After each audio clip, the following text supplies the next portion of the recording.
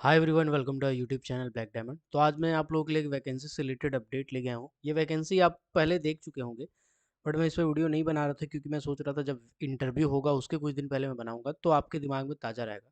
आज मैं आपको न केवल वैकेंसी के बारे में बताऊंगा बल्कि इससे रिलेटेड बहुत सारे टिप्स भी दूंगा, किसको जाना चाहिए नहीं जाना चाहिए, कितने साल का एक्सपीरियंस हो तो उनको चले जाना चाहिए, और इंटरव्यू में जाते टाइम उनको क्या ध्यान में रखना है, क्या इंटरव्यू में पूछे जाएंगे, प्रोसेस क्या होगा ज्वाइनिंग तक का, वो सब कुछ मैं इस वीडियो में बताने वाला हूँ। ये जो मैं बता रहा हूँ ये रिसर्च पे बेस्ड है, यानी इससे पहले जो वैकेंसीज आई थी पीएसपीसीएल का, उसमें जो कैंडिडेट गए थे उनके साथ जैसा ऐसा हुआ उसी बेसिस पे मैं आपको बताने वाला हूँ। चलिए, तो सबसे पहले पीएसपीसीएल का वैकेंसी निकला है, Punjab state power corporation limited. इसका वैकेंसी निकला हुआ है, आपको पता चल गया होगा इसका बेसिकली, आज से 4-5 दिन पहले ही आउट हो चुका है वैकेंसी। इसमें वॉक इन इंटरव्यू का पोस्ट है और कॉन्ट्रेक्चुअल बेसिस पे है। बेसिकली एक government of under Punjab undertaking की कंपनी, स्टेट गवर्नमेंट की कंपनी है, और उसमें कॉन्ट्रेक्चुअल बेसिस जॉब है। सबसे पहले बोला गया initially for a period of 3 years which may be extended further subject to satisfactory performance for its mining activity spread across district Pakur Jharkhand. मतलब कुल मिलाकर के ये इंटरव्यू किसके लिए है, तो ये जो पाकुड़ के कैंड मतलब पाकुड़ झारखंड इसका लोकेशन है। पाकुड़ झारखंड, तो मतलब जो झारखंड वाले कैंडिडेट होंगे उनको बहुत ज़्यादा बेनिफिट मिलने वाला हो क्योंकि लोकल एरिया में आपको पोस्टिंग रहेगा। 3 साल का कॉन्ट्रेक्चुअल पीरियड है, इसके बाद इसको एक्सटेंड किया जा सकता है जैसा उसको ज़रूरत हो उसी हिसाब से। कौन कौन से पोस्ट की वैकेंसी है, सबसे पहला जो पोस्ट है वो है एजेंट का। टोटल नंबर ऑफ पोस्ट एक है। इसमें क्या है, इसमें जो बीटेक किए हैं या इंटीग्रेटेड एमटेक वगैरह किए हैं, साथ ही साथ फर्स्ट क्लास मैनेजर का सर्टिफिकेट है, वो अप्लाई कर सकते हैं। 10 साल का एक्सपीरियंस होना चाहिए उनके पास, लेकिन कम से कम 1 साल का एक्सपीरियंस होना चाहिए एज ए मैनेजर के तौर पे। ठीक है, माइंस का मैनेजर के तौर पे 1 साल का एक्सपीरियंस होना चाहिए, और 2 साल का experience first class certificate holder के तौर पे होना चाहिए। यानी फर्स्ट क्लास सर्टिफिकेट होल्डर के तौर पे कोई भी पोस्ट पकड़े हो उसका कम से कम उनके पास 2 साल का तो एक्सपीरियंस और 1 साल का एक्सपीरियंस मैनेजर के तौर पे होना चाहिए। ठीक है, इसके बाद जो आप फर्स्ट क्लास मैनेजर कर रहे हैं वहाँ का 3 MTPA यानी कि मैट्रिक टन पर एनम, यानी कि 3 मिलियन मैट्रिक टन, सॉरी, पर एनम आपका एवरेज प्रोडक्शन होना चाहिए। ठीक है, तो ये सब कुछ बेसिक चीज़ें रखी गई है। इसके बाद यहाँ पे बोला गया है कि प्रेफरेंसेस गिवन दिया जाएगा, अगर कोई पछवाड़ा कोल माइन से है, पीएसपीसीएल में ऑलरेडी वर्किंग है, तो उनको थोड़ा सा प्रेफरेंस मिलेगा। एज यहाँ पे 48 अपर एज लिमिट रखा गया है। अगला पोस्ट की बात करें तो अगला जो पोस्ट है वो है सेफ्टी ऑफिसर का, जिसको ट्रेनिंग ऑफिसर भी यहाँ पे कहा गया है। टोटल नंबर ऑफ सीट 1 है। अगर डिग्री वाले हैं तो फर्स्ट क्लास होल्डर होने चाहिए, उसके बाद इनके पास 2 साल का एक्सपीरियंस होना चाहिए कम से कम, अगर डिग्री वाले हैं तो। अगर डिप्लोमा वाले हैं तो उसके बाद आपके पास 10 साल का एक्सपीरियंस होना चाहिए। ठीक है, यहाँ पे देखिएगा सेफ्टी ऑफिसर में लिखा हुआ है कि डिग्री वाले हैं तो फर्स्ट क्लास सर्टिफिकेट होल्डर भी होना चाहिए, और यहाँ पे जो पोस्ट क्वालिफिकेशन एक्सपीरियंस है ये फर्स्ट क्लास के बाद का 2 साल का एक्सपीरियंस होना चाहिए। सेफ्टी ऑफिसर में अगर डिप्लोमा धारक हैं, आप डिप्लोमा धारक हैं और फर्स्ट क्लास होल्डर है तो उस कंडीशन में भी आपका 10 साल का एक्सपीरियंस होना चाहिए। ठीक है ना, ये चीज़ यहाँ पे बोला गया है। ओके, एज 45 ईयर और 40 ईयर रिस्पेक्टिवली रखा गया है। अब आते हैं माइनिंग सरदार, जिसके लिए ज़्यादातर कमेंट या मैसेज आ रहे हैं कि मुझे जाना चाहिए या नहीं जाना चाहिए। देखिए, माइनिंग सरदार का जो पोस्ट है टोटल 6 है। इसमें कैटेगरी स्पष्ट नहीं किया गया है और प्राइवेट सेक्टर है, इसलिए यहाँ पे रिजर्वेशन क्राइटेरिया को आप थोड़ा सा भूल जाइए। अब यहाँ पे आपके पास दो तरीका है। एक तो बोला गया है कि 10+2 किए हैं, माइनिंग सरदार का सर्टिफिकेट है, जीटी है आपके पास, है ना, और फर्स्ट एड है, तो आप एलिजिबल हैं। इसमें भी बोला गया है कि 5 साल का एक्सपीरियंस होना चाहिए in open cast coal mines after obtaining mining sardar certificate of competency, यानी कि ओसीपी का आपके पास 5 साल का एक्सपीरियंस होना चाहिए। ठीक है, चलिए ये चीज़ एक बोला है। दूसरा दूसरा क्या बोला गया है, दूसरा बोला गया है कि अगर आप डिप्लोमा किए हैं, डिप्लोमा करने के बाद आपके पास अगर माइनिंग सरदार का सर्टिफिकेट है ना, या कोई स्टेचुरी सर्टिफिकेट है जिसके तौर पे आप माइनिंग सरदार के तौर पे काम कर सकते हैं, जीटी है, फर्स्ट एड है, तो अप्लाई कर सकते हैं। यहाँ पर भी 5 साल का एक्सपीरियंस ही मांगा गया है। यहाँ बोला गया है कि प्रेफरेंस दिया जाएगा जो पछवाड़ा कोल सेंट्रल कोल माइन से होंगे उस जगह के बच्चे को, और 40 साल अपर एज लिमिट रखा गया।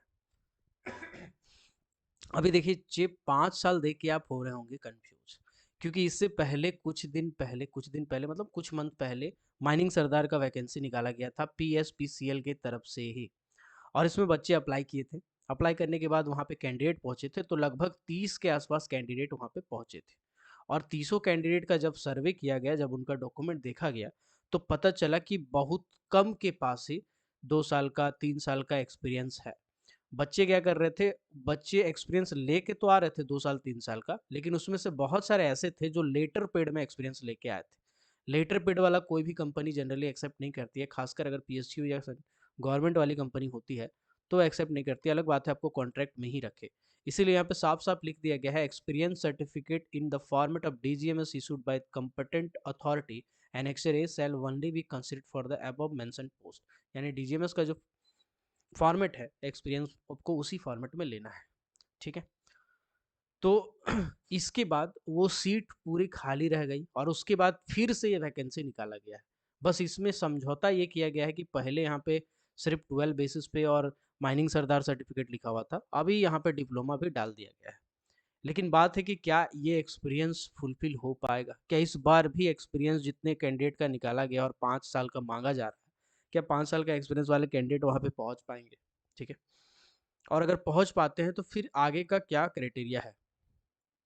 तो चांसेस कम है कि 5 साल वाले कैंडिडेट फिर से कंपनी को मिल पाए, चांसेस कम है, क्योंकि पिछले बार भी नहीं हो पाया था और आगे भी चांसेस है कि 5 साल वाले 6 के 6 कैंडिडेट मिले। इसीलिए कंपनी ने इस बार क्या किया है, इस बार नोटिफिकेशन के नीचे एक लाइन लिखा है, उस लाइन को मैं पढ़ना चाहूँगा, जस्ट अ सेकंड।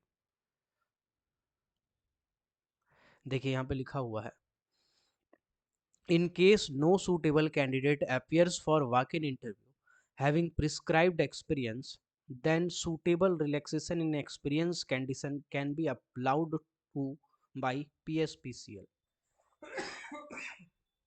अगर आपके पास 5 साल का एक्सपीरियंस नहीं है, कोई बात नहीं, आपके पास 4 साल का एक्सपीरियंस है, आपके पास 3 साल का एक्सपीरियंस है, 3 साल से नीचे वाले को जनरली हमको नहीं लगता है कि कंसिडर करेगा, क्योंकि पिछली बार भी कंसिडर नहीं किया था। 3 साल के आसपास का 2 ढाई साल का बच्चा मिल ही गया था, लेकिन फिर भी उनको ज्वाइनिंग नहीं दिया गया।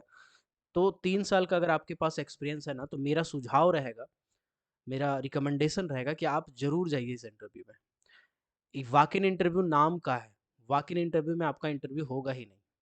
अब आप कहेंगे कि यार ये कैसे हो सकता है, मैं आपको बताता हूँ क्या है आगे का सिस्टम। अगर आपके पास एक्सपीरियंस है, 4 साल का एक्सपीरियंस है या 3 साल का एक्सपीरियंस है ना? या अगर 5 साल का एक्सपीरियंस है या उससे ज़्यादा है, तो जितना ज़्यादा एक्सपीरियंस है आपका डीजीएमएस फॉर्मेट में, उतना ज़्यादा चांसेस है कि आपका नौकरी लग गया, मतलब ठप्पा लग जाएगा उसमें, उतना ज़्यादा चांसेस है। मान के चलिए आपके पास 4 साल का एक्सपीरियंस है, आप इंटरव्यू में गए, आपके डॉक्यूमेंट देखे जाएँगे और डॉक्यूमेंट देखने के बाद फिर आपका मार्किंग की जो किया जाएगा ना, वो कोई इंटरव्यू में क्वेश्चन पूछ के नहीं किया जाएगा। मैं आपको दिखा देता हूँ यहाँ पे टर्म्स एंड कंडीशन को, जस्ट अ सेकंड। सॉरी, थोड़ा आवाज़ को इग्नोर करें। यहाँ पे लिखा गया है, अगर आप माइनिंग सरदार में जा रहे हैं तो आपका परसेंटेज देखा जाएगा, डिप्लोमा में कितना था, 12 में कितना था, है ना? ये सब परसेंटेज के बेसिस पे फिर आपको सेलेक्ट किया जाएगा, यानी शॉर्टलिस्टेड किया जाएगा, है ना? यह चीज़ यहाँ पे लिखा हुआ है। यानी कि अगर आपके पास 4 साल का एक्सपीरियंस है, तो आप चले जाइएगा, फिर आपका डिप्लोमा के बेसिस पे नंबर वगैरह सब चेक किया जाएगा, फिर आपका एक शॉर्टलिस्ट तैयार किया जाएगा। अगर आपके पास 3 साल का एक्सपीरियंस है और 4 साल वाले भी पहुँच चुके हैं और आपका बहुत अच्छा नंबर है, तभी आपको देखा जा सकता है, नहीं तो प्रेफ़रेंस जनरली एक्सपीरियंस वाले को ही मिलेगा। अगर आपका 2 साल का है तो फिर कोई मतलब नहीं है, 1 साल का है तो कोई मतलब नहीं है। पीटी-पीटी को एक्सपीरियंस में काउंट नहीं किया जाता है, पीटी-पीटी आपका एक स्टैच्यूटरी सर्टिफिकेट के लिए आपका एक प्रोसेस होता है। पीटी-पीटी के बाद यानी ओवरमैन या सरदार लेने के बाद का एक्सपीरियंस यहाँ पे काउंट किया जाता है, इस चीज़ को ध्यान दीजिएगा, ठीक है? तो ये बेसिक चीज़ें आप थोड़ा समझ लीजिएगा, यही होता था और यही होगा, चांसेस यही है कि इस बार भी यही होगा, क्योंकि टर्म्स एंड कंडीशन में लिखा हुआ है, तो यही चांसेस है, ठीक है? चलिए, तो 3 साल या 3 साल से ऊपर वाले जो भी कैंडिडेट हैं उनको जाना ही चाहिए। अगर आप कोई और कंपनी में काम कर रहे हैं और स्विच करना चाहते हैं तो आपको तो ज़रूर जाना चाहिए। बाकी एजेंट का यहाँ पे इंटरव्यू होगा, 80% आपका एक्सपीरियंस और क्वालिफिकेशन रखा जाएगा और 20% आपका इंटरव्यू का मार्क्स। सेफ्टी ऑफिसर का भी सेम कंडीशन है, ठीक है? और माइनिंग सरदार का भी सेम कंडीशन है। ओके, चलिए, अब आते हैं कुछ-कुछ बातें। वॉक इन इंटरव्यू कब है? आज 20 तारीख को मैं वीडियो बना रहा हूँ, 24 तारीख को आपका माइनिंग सरदार का और 23 तारीख को एरिया सेफ्टी ऑफिसर और ट्रेनिंग ऑफिसर का आपका इंटरव्यू है, आप ज़रूर जाइए। आपका जो सैलरी होगा वो कितना होगा, तो सैलरी मोटा मोटी हमें बता ही दिया गया है, मैं आपको बता देता हूँ, जस्ट अ सेकेंड। अगर आप एजेंट हैं ठीक है, तो एजेंट है तो आपका जो सैलरी होगा 1,20,000 प्लस 5,000 प्लस 1,000 प्लस 2,500 प्लस इसमें आपका कुछ और भी जुड़ेगा, जैसे टीए है, डीए है, ये भी जुड़ जाएगा आपका ठीक है ये जुड़ के आपको मिलेगा। मतलब मान के चलते हैं कि 1,40 के आसपास आपका सैलरी मिलेगा, फिर इसमें कटेगा वटेगा पीएफ टीएफ लनपन 12-17 वो अलग बात है। सेफ्टी ऑफिसर में 60,000 plus 4,000 plus 1,000 plus 2,000 plus TA plus DA, है ना, प्लस आपका जो अलाउंसेस वगैरह, तो ये सब जोड़ने के बाद लगभग आप मान के चलिए कि 70,000 आपका मिलेगा। और फिर इसमें आपका पीएफ कटेगा, पेंशन कटेगा, ठीक है। चलिए, इसके बाद अगर आप माइनिंग सरदार में जा रहे हैं तो आपको कितना पैसा मिलेगा, तो माइनिंग सरदार में जा रहे हैं तो 30,000 प्लस 2,000 प्लस 1,000 प्लस आपका टीए है और प्लस आपका डीए है और नाइट शिफ्ट अलाउंस है। नाइट शिफ्ट अलाउंस मान के चलिए 600-700 रुपया, क्योंकि एक बार में मैक्सिमम 10 कर सकते हैं आप एक शिफ्ट एक मंथ में, तो 600-700 रुपये इसका पकड़ के चलिए, है ना। तो आपका 30, 32, 33, 34, 34, 35,000 पकड़ के चलिए कि आपका काट छाट के मिलेगा, मतलब मिलेगा इतना। फिर इसमें कटेगा छटेगा तो आपका 32 के आसपास या 31 के आसपास आपका सैलरी ऑन हैंड मिलने वाला है।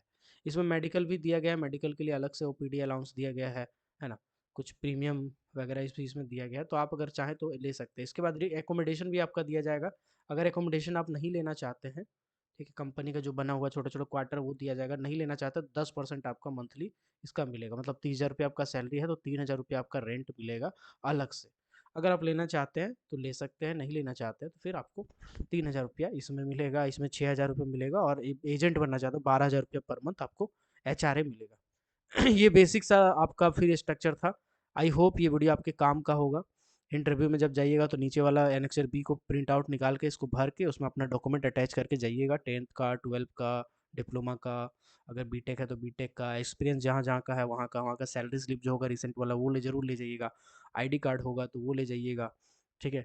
उसके बाद अगर आपका बैंक स्टेटमेंट में है ऐसा कुछ तो ले जा सकते हो, हालांकि बैंक स्टेटमेंट बाद में भी दे सकते हैं। एनओसी अगर आप कहीं पे सेंट्रल गवर्नमेंट, स्टेट गवर्नमेंट या कुछ पीएसयू वगैरह में काम करते हैं तो एनओसी आपको लेके जाना पड़ेगा, ठीक है।